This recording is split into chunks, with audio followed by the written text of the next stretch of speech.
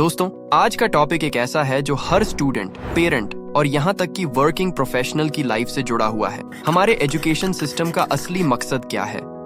School में जो पढ़ाया गया, क्या आपने कभी उसे अपनी लाइफ में इस्तेमाल किया? क्या हमारा करंट सिस्टम हमारी यूनिक पोटेंशियल को समझता है या सिर्फ एक रटे रटाए नियम को फॉलो करता है?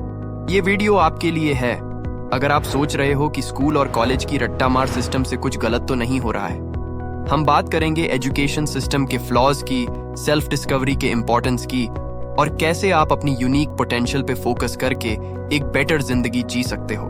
एक कॉमन सीन है, एक बच्चा रिपोर्ट कार्ड लेकर घर आता है और पेरेंट्स का पहला सवाल होता है, कितने मार्क्स आए? मार्क्स के नंबर से हम जज करते हैं कि एक बच्चा इंटेलिजेंट है या नहीं, लेकिन क्या लाइफ सिर्फ मार्क्स के ऊपर डिपेंड करती है? एक बहुत ही रिलेटेबल एग्जाम्पल देता हूँ। मुझे एक फ्रेंड याद है जो स्कूल में हर वक्त आर्ट क्लास में बेस्ट था, लेकिन मैथ्स में वीक था, इसलिए उसे हमेशा एवरेज स्टूडेंट कहा जाता था। पेरेंट्स ने आर्ट के टैलेंट को इग्नोर करके सिर्फ मैथ्स पर फोकस किया। आज वही फ्रेंड एक फेमस ग्राफिक डिजाइनर है और ग्लोबली काम कर रहा है। अगर उसके पेरेंट्स ने उसका टैलेंट सपोर्ट किया होता तो शायद वो और पहले सक्सेसफुल हो जाता। हमारे स्कूल्स का एक ही मोटो है, सबको एक लाइन में खड़ा करो, सबसे सेम काम करवाओ। एक स्ट्रिक्ट रूल, क्वेश्चन मत करो, सिर्फ फॉलो करो। ये एग्जैक्टली वही सिस्टम है जो इंडस्ट्रियल रेवोल्यूशन के समय बना था। तब फैक्ट्रीज को ओबीडिएंट वर्कर्स चाहिए थे, लेकिन प्रॉब्लम ये है कि आज का वर्ल्ड फैक्ट्रीज से बहुत आगे निकल चुका है। एक और एग्जाम्पल लो, एक बच्चे को हर सब्जेक्ट पढ़ने को फोर्स किया जाता है, मैथ्स, साइंस, हिस्ट्री, जियोग्राफी, लेकिन क्या सब सब्जेक्ट सबके लिए रेलेवेंट हैं? मान लीजिए एक बच्चा म्यूजिशियन बनना चाहता है, क्या उसके लिए a+b² या पीरियोडिक टेबल जरूरी है? हाँ, बेसिक नॉलेज सबको चाहिए, लेकिन उसका पैशन सपोर्ट करना और स्किल्स डेवलप करना ज्यादा जरूरी है। एल्बर्ट आइंस्टाइन का एक और कोट याद आता है, अगर एक मछली को उसकी ability to climb a tree पर जज करेंगे तो वो अपनी पूरी जिंदगी स्टूपिड फील करेगी। दोस्तों, सेल्फ डिस्कवरी का एक सिंपल सा मतलब है अपने अंदर के क्वेश्चंस का जवाब ढूंढना।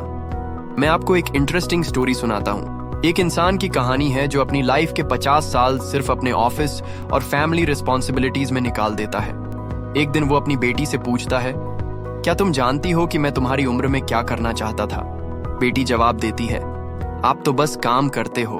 तब उस इंसान को रियलाइज होता है कि उसने अपनी आइडेंटिटी ही खो दी, क्योंकि वो कभी ये सवाल नहीं पूछ सका, मैं कौन हूं और मुझे क्या पसंद है।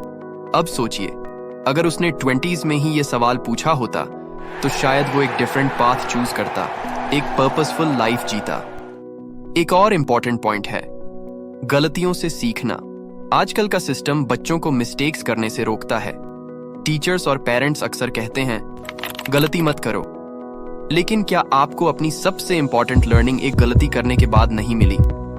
एक चाइल्ड को साइकिल चलाना सीखना है, अगर उसे सिर्फ रूल्स पढ़ाए जाएं और बोला जाए कि हैंडल कैसे पकड़ना है, ब्रेक्स कैसे यूज करना है, तो क्या वो सीख जाएगा? जब तक वो गिरता नहीं, तब तक उसे बैलेंस का रियल मीनिंग समझ नहीं आएगा। इसी तरह लाइफ में भी गलतियां करना जरूरी है। Mistakes are not failures, they are stepping stones to success. अब एक रिलेटेबल एनालॉजी लेते हैं, एक आइसक्रीम शॉप। एक शॉप में जाकर अगर आप सिर्फ एक फ्लेवर ट्राई करते हो तो आपको कैसे पता चलेगा कि कौन सा फ्लेवर सबसे अच्छा है? जिंदगी भी वैसी ही है, हर इंसान को एक्सप्लोर करना चाहिए, नए एक्सपीरियंसेस लेने चाहिए, तभी अपने असली पैशन का पता चलेगा। मैं एक और पर्सनल एग्जांपल शेयर करता हूँ। जब मैं कॉलेज में था, मैंने photography, graphic designing, video editing और इवन फैशन टेक्नोलॉजी ट्राई किया। मुझे सब चीजें इंटरेस्टिंग लगी, लेकिन स्लोली मुझे समझ आया कि मेरा पैशन राइटिंग और लाइफ कोचिंग में है। अगर मैं ये सब एक्सप्लोर नहीं करता तो शायद मैं ये कभी नहीं समझ पाता। एक और बड़ा प्रॉब्लम है कन्फॉर्मिटी, हर्ड मेंटालिटी। अगर एक क्राउड एक पर्टिकुलर चीज कर रहा है तो हम भी वही फॉलो करते हैं, लेकिन क्रिएटिविटी वहीं शुरू होती है जब आप क्राउड से अलग सोचते हो। स्टीव जॉब्स, इलॉन मस्क और ओपरा विनफ्री जैसे लोग सक्सेसफुल इसलिए हैं क्योंकि उन्होंने अपने रूल्स बनाए, क्राउड को फॉलो नहीं किया। स्टीव जॉब्स ने कहा था, स्टे हंग्री, स्टे फूलिश, मतलब हमेशा नए आइडियाज और चैलेंजेस के लिए ओपन रहो। तो दोस्तों, अब सवाल ये है, आप अपनी लाइफ को कैसे रीडिजाइन कर सकते हो? यहाँ कुछ सिंपल स्टेप्स हैं।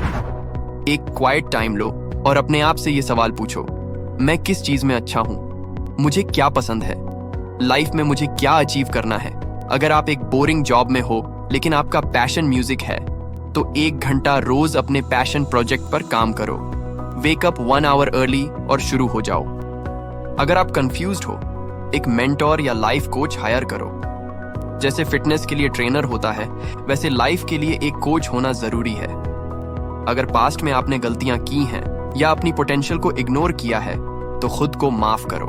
आज से नई शुरुआत करो। आज के डिस्ट्रैक्शन से दूर रहना भी जरूरी है। सोशल मीडिया और नेटफ्लिक्स हमें शॉर्ट टर्म प्लेजर देते हैं, लेकिन असली हैप्पीनेस अपने गोल्स परस्यू करने में है। अपने स्क्रीन टाइम को मॉनिटर करो और कॉन्शियसली इंटरनेट का यूज करो।